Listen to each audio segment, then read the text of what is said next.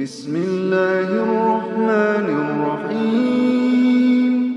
وإذا لقوا الذين آمنوا قالوا آمنا وإذا خلا بعضهم إلى بعض قالوا أتحدثونهم بما فتح الله عليكم ليحاجوكم به عند ربكم أفلا تعقلون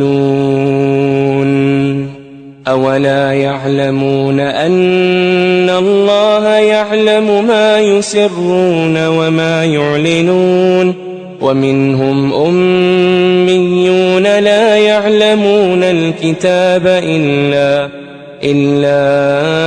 أماني وإن هم إلا يظنون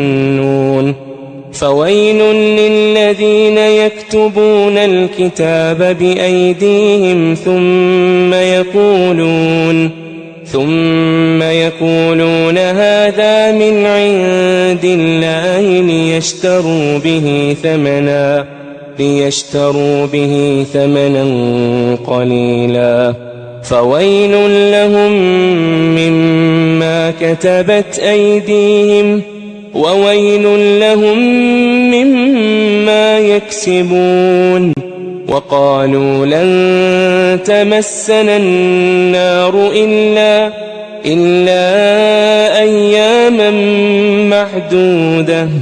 قل أتخذتم عند الله عهدا فلن يخلف الله عهده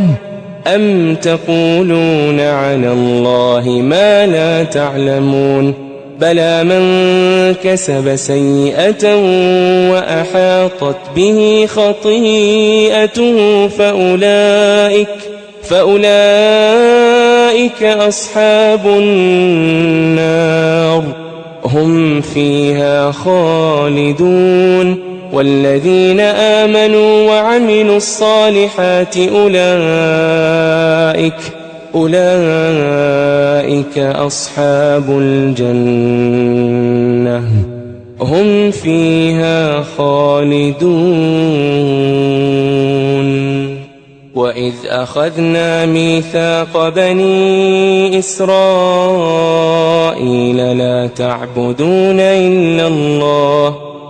تعبدون إلا الله وبالوالدين إحسانا وذي القربى واليتامى والمساكين وقولوا للناس حسنا وأقيموا الصلاة وآتوا الزكاة ثم توليتم إلا قليلا منكم وأنتم معرضون وإذ أخذنا ميثاقكم لا تسفكون دماءكم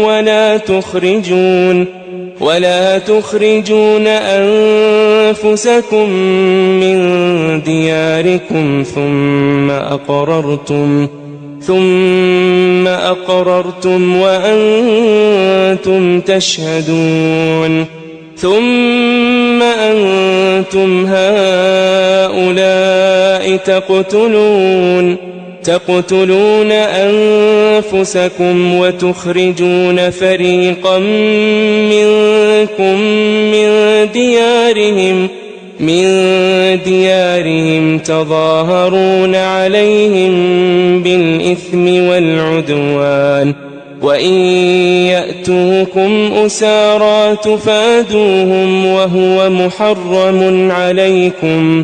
وهو محرم عليكم إخراجهم أفتؤمنون ببعض الكتاب وتكفرون ببعض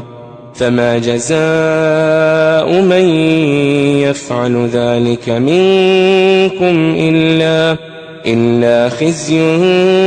في الحياة الدنيا ويوم القيامة يردون إلى أشد العذاب وما الله بغافل عما تعملون أولئك الذين اشتروا الحياة الدنيا بالآخرة فلا يخفف عنهم العذاب ولا هم ينصرون.